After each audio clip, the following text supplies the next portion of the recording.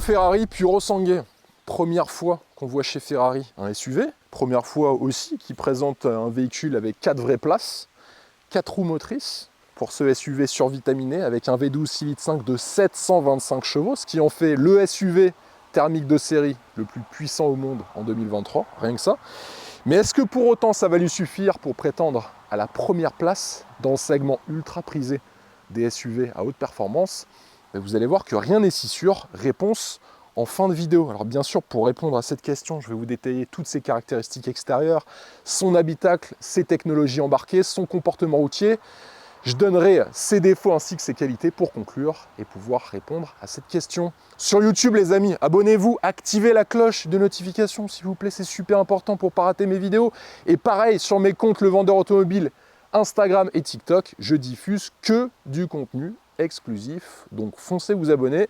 Pour ceux qui aiment les performances, restez bien jusqu'au bout de la vidéo. Ça va beaucoup, mais alors beaucoup vous plaire. C'est parti. Sur l'extérieur, commençons par la face avant du véhicule. Alors déjà, au niveau du toit, vous pouvez avoir le toit en carbone ou le toit panoramique, comme c'est le cas sur notre modèle d'essai. On a ce très long capot qui héberge le cœur de la voiture, ce V12 6,5 litres. Spectaculaire, ça c'est le moins qu'on puisse dire. Ultra musclé, avec des appendices aéros assez inédits sur ce type de voiture, que vous pouvez apercevoir juste ici. Alors ils ne sont pas là par hasard, forcément, sur une voiture aussi performante. Ils me font penser à la F12 Berlinetta de chez Ferrari, sauf qu'ici, ils n'ont pas le même rôle. Sur la F12, ces appendices, qu'on appelle aérobridge, étaient là pour dévier le flux d'air du capot vers le sol, pour augmenter la déportance, alors que ici, les aérobridges sont là pour travailler en coordination avec ces entrées d'air, juste ici, pour réduire la traînée. On a ce bec de canard, tout à l'extrémité du capot, avec ce large bandeau noir qui inclut la caméra à l'avant et qui relie les feux de position. Juste en dessous, les projecteurs, qui sont bien sûr full LED, avec une très large entrée d'air qui prend quasi toute la largeur à l'avant du véhicule.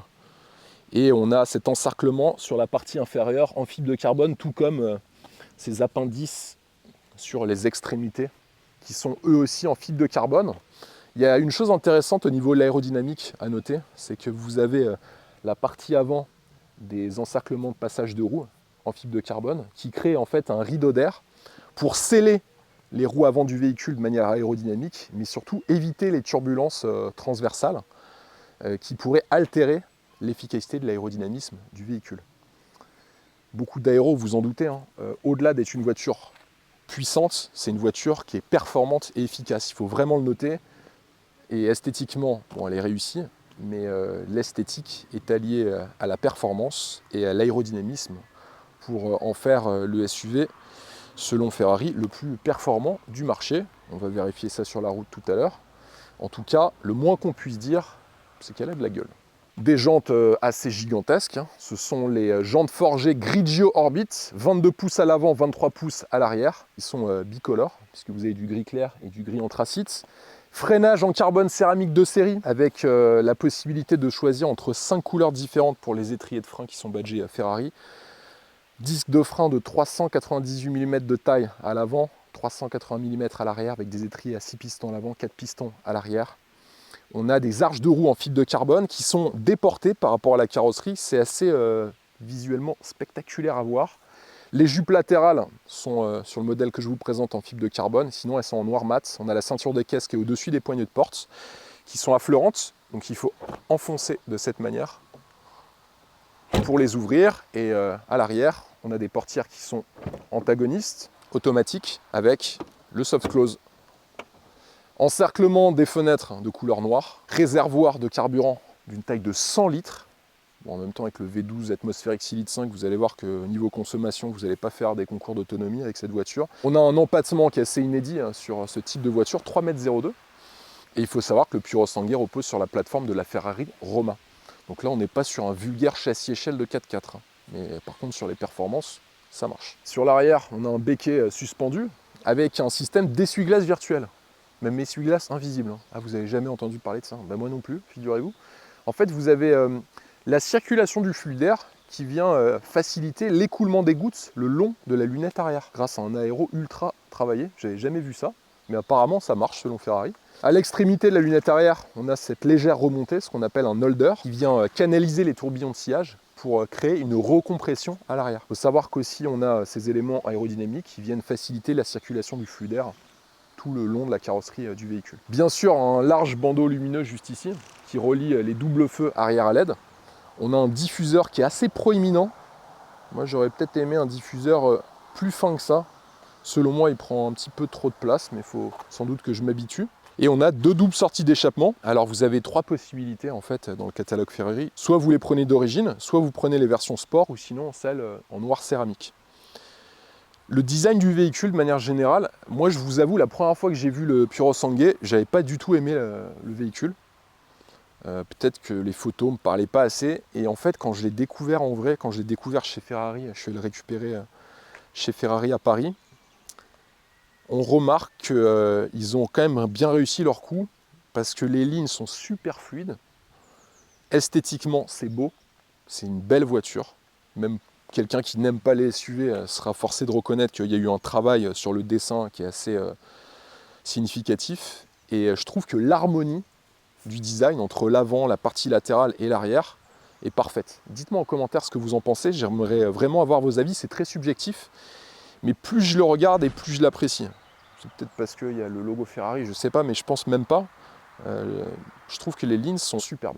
Dans le coffre, 3 possibilités pour accéder au coffre, via la clé, via la commande dans la contreporte à l'avant côté conducteur, et aussi via le bouton qui est juste ici. 473 litres, c'est pas gigantesque. Vous avez sous le plancher du coffre un rangement qui est assez conséquent. Bon, en même temps, on n'est pas là pour avoir un véhicule 7 places, hein, mais vous pourrez partir en voyage sans aucun souci. On a bien sûr, comme sur toutes les Ferrari, la plaque avec les codes options et le nom des options, juste au centre. Et puis sur la gauche, des commandes pour rabattre les sièges de la deuxième rangée. On a aussi une prise 12 volts qui est présente et des crochets d'arrimage juste ici. Bon, niveau finition, même dans le coffre, c'est beau, hein. Et bien sûr, pour fermer, ça se passera avec cette commande.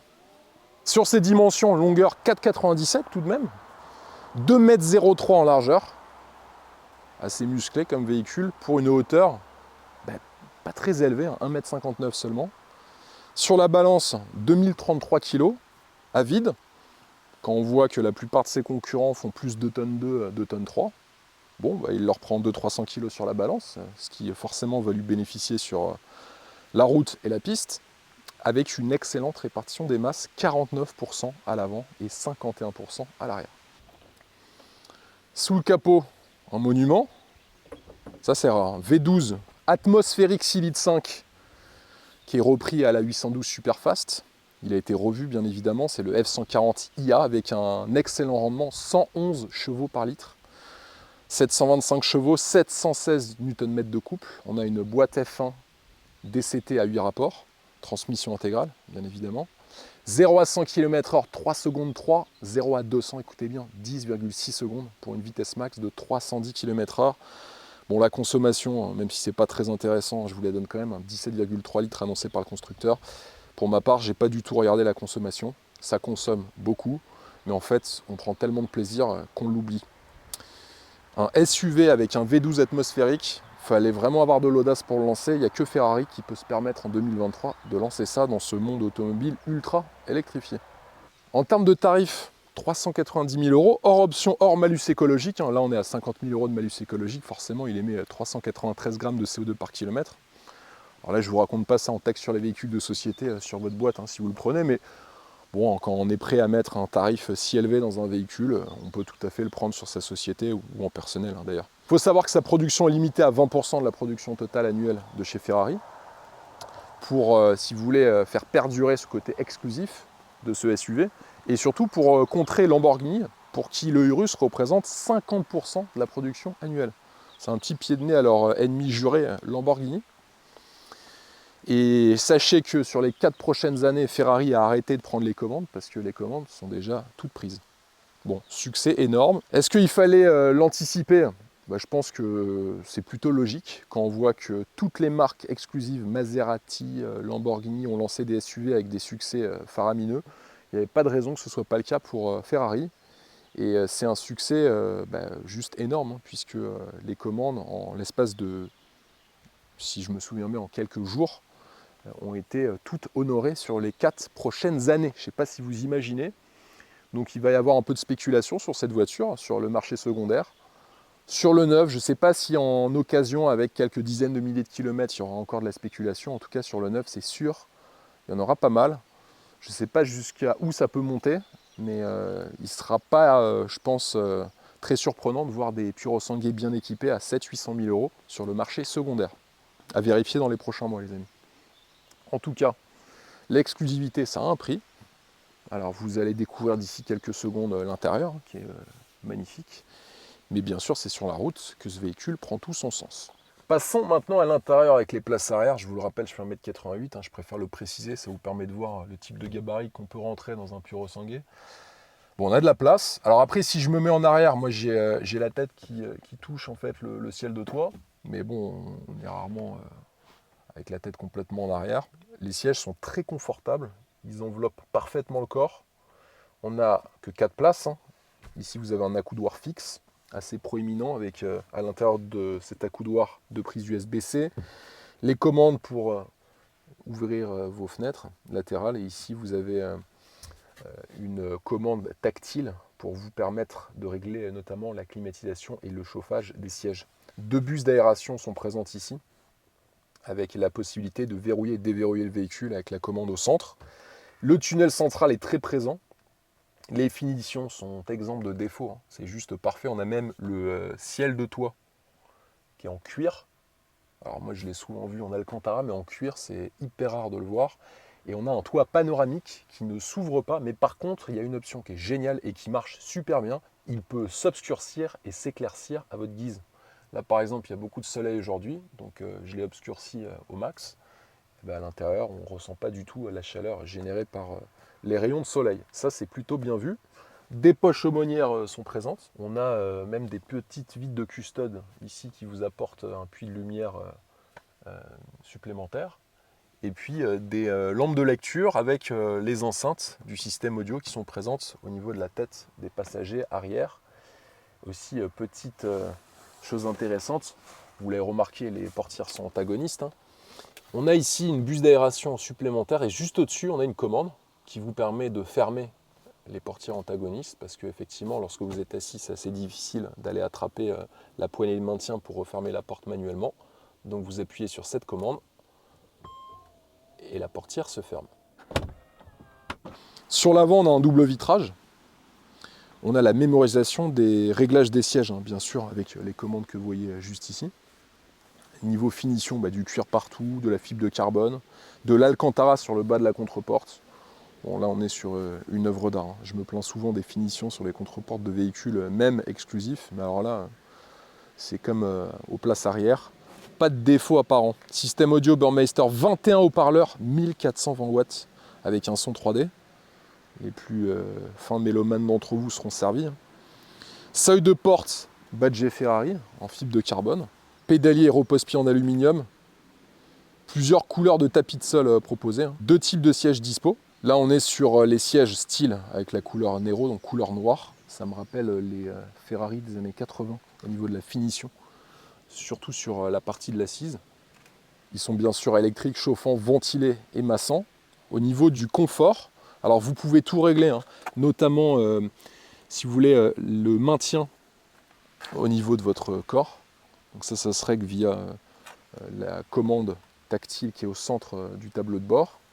Donc vous pouvez vraiment avoir un maintien parfait si vous souhaitez faire de la piste avec le véhicule et si vous voulez juste rouler et enchaîner les kilomètres. Là vous écarterez en fait les flancs au niveau du siège et au niveau du haut de votre corps. Pareil pour l'assise du véhicule, tout est réglable. Bon après moi vu mon gabarit j'ai pris l'écartement le plus large au niveau de l'assise et au niveau de mon dos. Et le maintien est vraiment excellent et chose à laquelle je ne m'attendais pas, on a les appuis-têtes qui sont confortables et moelleux. Donc vous pouvez, lorsque vous êtes un peu fatigué, reposer votre tête sur l'appui-tête. Ce qui n'est pas le cas par exemple sur un Urus. Sur un Urus, les appuis-têtes ils sont durs comme de la pierre. Et quand vous souhaitez utiliser ce genre de véhicule pour faire 1000 km enchaînés, je trouve que c'est plutôt bien vu. Casquette en carbone mat pour éviter la réflexion du brillant sur le pare-brise. Alors ça c'est bien vu. Je vous rappelle quand j'avais essayé la Rolls Ghost chez Brabus, ils avaient fait une casquette de compteur d'instrumentation en cuir beige et c'était juste horrible à conduire. Vous aviez en fait la réflexion de la casquette dans le tableau de bord et en fait vous aviez une visibilité qui était vraiment restreinte. Ça c'est bien vu. Écran d'instrumentation entièrement numérique avec contour central, comme sur les autres Ferrari d'ailleurs. Il sert aussi d'écran d'infodivertissement et il est entouré par les 2 aérateurs, donc vous n'avez pas d'écran d'infodivertissement au centre de la planche de bord. Apple CarPlay, Android Auto de série. Ferrari n'a pas mis de système de navigation. En même temps, ils ont plutôt raison. Je pense qu'ils sont avant-gardistes sur le coup parce que les systèmes de navigation ne sont jamais utilisés par les conducteurs. Tout le monde utilise Waze, tout le monde. Beaucoup de gens en tout cas. Volant 3 branches en cuir et en carbone, multifonction avec le Shift Light juste ici. Donc ça vous permet d'avoir le régime moteur visuellement en haut de votre volant. Alors le volant, il y a énormément de choses à dire dessus. Déjà, vous avez des palettes en carbone qui sont énormes. À droite du volant, on a la navigation dans l'écran d'infodivertissement, le réglage des essuie-glaces et les modes de conduite avec le Manettino qui est juste ici.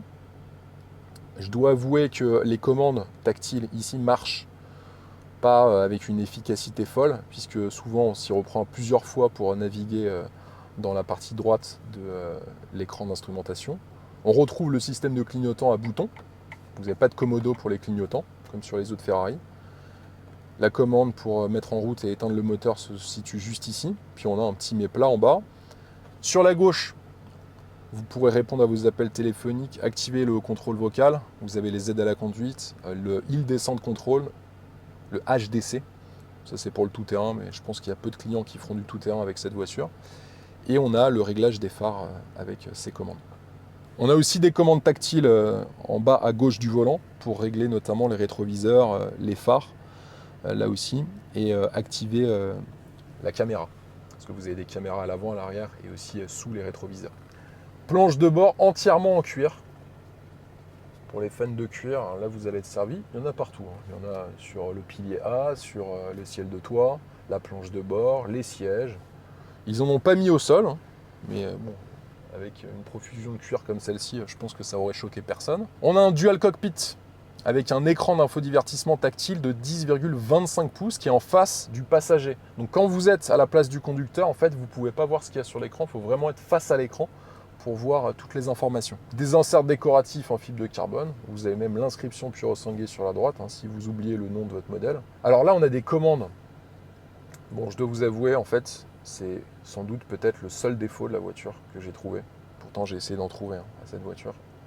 C'est ce petit pavé tactile au centre pour la climatisation à l'avant du véhicule qui aurait mérité, selon moi, peut-être un peu plus d'exclusivité. Alors vous avez une molette ici qui est rétractable, donc vous appuyez, elle vous permet notamment de régler la climatisation, le chauffage dans l'habitacle, le réglage des sièges dont je vous ai parlé il y a quelques minutes. Juste en dessous, on a un emplacement pour mettre sa clé Ferrari, un chargement par induction de votre smartphone est dispo. Là vous avez 2 portes-gobelets et au centre, une grille un peu à l'ancienne, mais qui est quand même très moderne, qui est rétro-éclairée pour enclencher marche avant, le mode manuel et aussi la marche arrière du véhicule. Les commandes de la vitre sont ici et un accoudoir central, pas très logeable, avec une prise 12 volts et 2 prises USB-C. Tableau de bord minimaliste. Moi, j'aime bien l'idée chez Ferrari d'avoir l'instrumentation et l'infodivertissement pour le conducteur dans le même écran. Au final, ça vous évite d'avoir la tête qui est tout le temps en train de switcher entre l'instru et l'infodivertissement. Et en plus, il y a une chose, et en termes d'expérience de conduite qui est géniale, c'est le fait que votre passager bénéficie de toutes les informations que vous avez dans l'écran d'instrumentation. Et quand vous êtes en conduite sportive, ça, c'est juste top.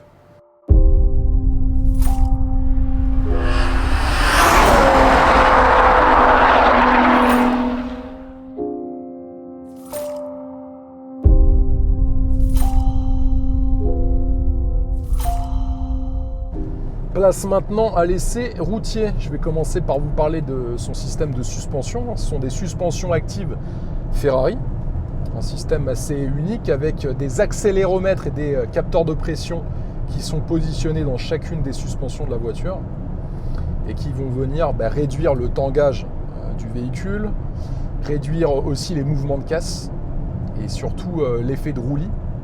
On peut mettre beaucoup de rythme au véhicule et vous n'avez pas l'impression du tout d'être dans un SUV mais plus dans une voiture de sport. Alors elle partage sa plateforme avec la Ferrari Roma, mais pour un SUV, je vous assure, elle est vissée au sol et c'est vraiment peu de le dire. Ouh, impressionnant. Alors c'est vrai qu'il y a aussi plusieurs modes de conduite. Vous avez une voiture avec deux visages. Les modes de conduite vont agir sur la direction, la suspension et aussi le moteur. Avec ce petit Manettino, vous aurez accès à pas moins de 5 modes de conduite. Donc le mode Ice sur la neige, le mode Wet sous la pluie, mode confort que vous allez utiliser la plupart du temps et aussi un mode sport que j'ai utilisé pendant quasi 90% de mon essai qui là va vous apporter beaucoup de précision au niveau de la direction et des suspensions mais surtout un moteur réactif avec des passages de la boîte de vitesse digne d'une voiture de course tout simplement. Et vous avez le mode ESP off où là vous aurez tout déconnecté mais vous aurez toujours cette transmission intégrale qui vous apportera beaucoup de sécurité. Ouh, ah, ça accélère fort, ça accélère fort, je peux vous l'assurer. Système 4 roues motrices, c'est le 4RMS qui est dérivé du 4RM qu'on retrouvait sur la Ferrari SF90 que j'avais déjà essayé d'ailleurs sur ma chaîne YouTube. Là, il est optimisé. Ce qu'il faut savoir, c'est que vous avez une gestion du lacet qui est excellente grâce à la combinaison de la vectorisation du couple sur l'essieu avant et aussi d'une excellente gestion du couple sur l'essieu arrière grâce à l'e-diff qui s'écrit E-diff. Et en plus de ça, on a une très bonne gestion de la force latérale grâce au système 4WS. Donc c'est le système avec les 4 roues directrices déjà présent sur la 812 Competition. Alors c'est pas là par hasard que pour étayer une fiche technique. Ce système, il vous apporte véritablement une efficacité dans les courbes. Et là, je ne vais pas exagérer en disant ça, que je n'ai jamais vu sur un SUV de ma vie. Et ceux qui ont essayé, les rares qui ont eu la chance d'essayer le Purosangue savent de quoi je parle. Là, on ne se sent plus du tout, mais alors plus du tout, dans un SUV, mais bel et bien dans une voiture de sport. Ferrari appelle ça le FUV, Ferrari Utility Vehicle. C'est vrai que c'est une nouvelle race de véhicules, tout comme l'a fait Koenigsegg avec la présentation de sa Gemera. Elle l'a présenté comme une méga GT, une voiture 4 places capable d'atteindre des vitesses juste stratosphériques. Ferrari vient de créer une nouvelle race de voiture avec ce Purosangue qui est un SUV mixé avec une voiture de sport. Je ne sais pas comment on peut appeler ça, en tout cas ça va très vite, mais surtout c'est très efficace. Ce système de 4 roues directrices, il est assez simple, je vous l'explique souvent quand j'essaye des voitures équipées de ce système. Alors à basse vitesse, vous allez avoir les roues arrière qui vont tourner dans le sens inverse des roues avant avec un angle de 2,5 degrés. Et à haute vitesse, les roues arrière vont se mettre dans le même sens que les roues avant avec un angle de 0,5 degrés. C'est pas là par hasard, sur des voitures avec des empattements très grands, là on est sur 3,02 m, vous allez avoir du mal avec des gabarits comme ça, mais surtout avec des jantes si grandes, à avoir un rayon de braquage faible.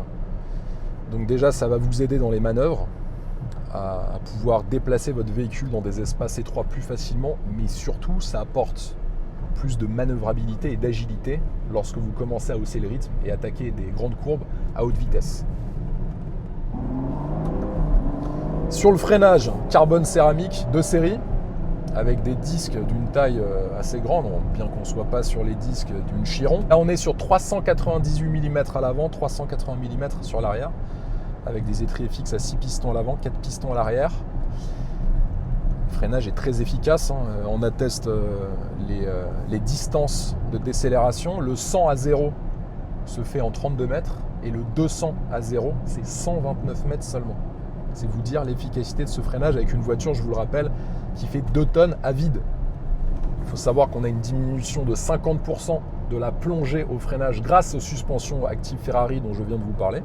Puis aussi, on a un ABS Evo 2.0 qui va travailler en coordination avec le système ESC d'antipatinage. En gros, l'antipatinage va transmettre les infos de glissement, de perte d'adhérence de roue au système ABS, et ainsi le système ABS va pouvoir optimiser le freinage en ciblant des puissances de freinage spécifiques sur chacune des 4 roues du véhicule en fonction de la chaussée et surtout du potentiel de glisse et de perte d'adhérence du véhicule.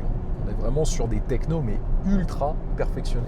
Petite option pour ceux qui oseront amener ce magnifique SUV en tout terrain, vous avez le Hill Descent Control avec la commande qui est en bas à gauche du volant. Ça vous permet de gérer la descente lorsque vous êtes dans des pentes abruptes sans avoir à appuyer sur votre frein. Vous avez juste à gérer la direction et le véhicule gère tout le reste. Bon, je ne sais pas si c'était très utile de l'installer, mais au moins il sera présent. Sur la boîte de vitesse, on est sur une F1 DCT à 8 rapports avec des temps de passage juste exceptionnels. Vous allez le voir dans quelques secondes quand je vais faire un 0 à 100. Là, je suis sur route ouverte, je ne peux pas aller au-delà, vous vous en doutez. Donc on a un carter sec, un embrayage plus compact. Il faut savoir que cette transmission, elle peut transmettre jusqu'à 1200 Nm de couple lors de passage des rapports de la boîte de vitesse. Et puis vous avez surtout un dernier rapport de la boîte de vitesse avec une démultiplication qui est plus longue. Et ça vous permet de venir diminuer la consommation de carburant. Parce que je vous le rappelle, en mixte, c'est une voiture qui est donnée à plus de 17 litres en moyenne. Donc je ne vous raconte même pas quand vous commencez un tout petit peu à la malmener. Bon, sur les perfs, ce qui est fou, c'est qu'on prend 8000 tours. Au freinage aussi, et point important au freinage, on a une sensibilité de la pédale comme sur les voitures de course. Donc vous avez une course de la pédale, c'est le cas de le dire, qui est extrêmement courte.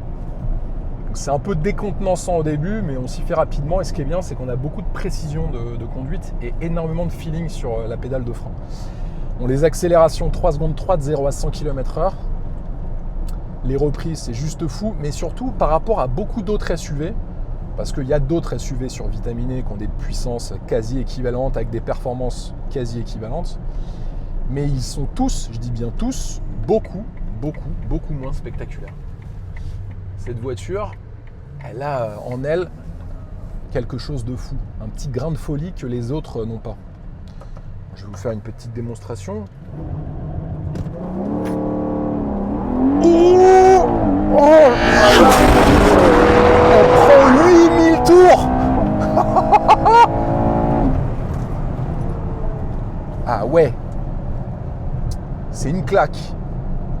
Là, c'est une claque. J'avais fait des accélérations normales, mais là, au launch control, c'est quand même très violent comme voiture.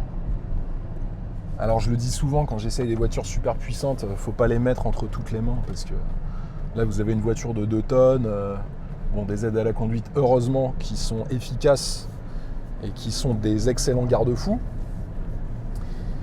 Mais là clairement celle-ci, pour le coup, il faudra vraiment faire attention à votre permis, mais bien sûr à la sécurité du conducteur et des occupants du véhicule, mais aussi des personnes à l'extérieur, parce que clairement pour en tirer sa quintessence, il faudra aller sur piste, je vous le dis, parce que sur route ouverte, ce sera beaucoup trop dangereux. Les accélérations de 0 à 200, elles se font en un peu plus de 10 secondes. Alors j'ai conduit récemment un Audi RSQ8 préparé par MTM qui avait 1001 chevaux, qui était plus impressionnant en accélération et aussi en vitesse de pointe, parce qu'il atteint plus de 350 km/h. Celle-ci, elle atteint 310 km/h. Mais pour le coup, le RSQ8, c'était très aseptisé, alors que là, écoutez. Ah, c'est fou. C'est fou. Vous prenez une claque, en fait, à chaque accélération. Et je pense que la volonté de Ferrari à installer un moteur atmosphérique, en plus issu de la 812 Superfast, rien que ça, mais je trouve que c'est une excellente idée parce que ces voitures sont malheureusement, ce genre de voitures, les SUV sont très souvent critiquées pour ce côté aseptisé, trop sage de leur moteur turbo. Bon bah là au moins avec ce moteur Atmo, niveau sensation, je vous assure, vous serez vraiment servi. Oh là là là là, ça marche une tonne. Une tonne. Ah, c'est extraordinaire, je peux vous assurer. Allez.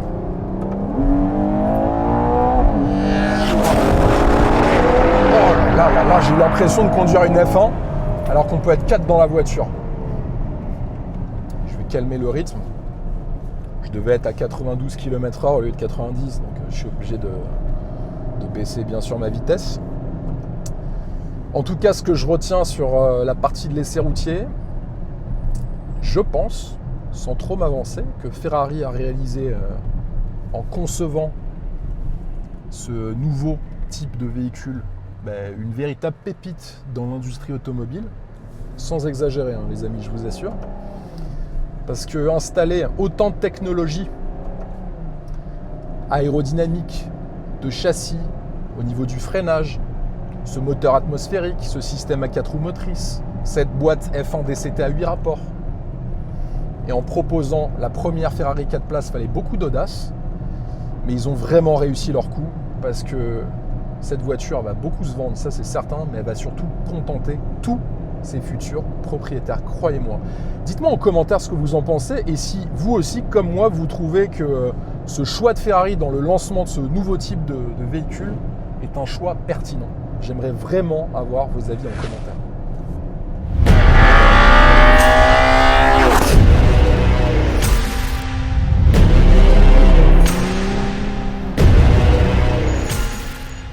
Il faut maintenant conclure l'essai de ce nouveau Ferrari Purosangue. Je dois vous avouer, je suis impressionné. Bon, bien sûr, il a des défauts, son prix, 390 000 € en prix de base, hors option et hors malus écologique en France. Ça fait beaucoup. On a, il est vrai, une ergonomie des commandes pour naviguer dans l'écran d'instrumentation qui n'est pas excellente. Je m'attendais à quelque chose de plus facile. Et puis, une finition sur la partie centrale des commandes pour la climatisation et le chauffage à l'avant, qui aurait mérité un esthétique un petit peu plus travaillé. Ce sont les seuls défauts que j'ai pu y trouver, c'est dire le travail qui a été effectué par Ferrari sur ses qualités. Déjà le design, je le trouve magnifique, mais magnifique, sans défaut, intérieur extérieur, bon, sauf ces petits détails, mais qui pour moi sont pas très importants au vu de toutes les qualités qu'il arrive à mettre en avant. On a une qualité de finition qui est exceptionnelle, mais surtout un moteur et un châssis sans égal. Mais vraiment sans égal, c'est peu de le dire. C'est la première fois que je vois une voiture qui arrive à avoir une combinaison familiale, sportive, parfaite. Je suis étonné, vraiment je suis étonné du compromis qu'ils ont réussi à créer. Je m'attendais juste à avoir une Ferrari surélevée avec un gros moteur, mais là ils sont allés beaucoup plus loin que ça. Est-ce qu'il a des chances pour finir à la première place de la catégorie des SUV ultra performants?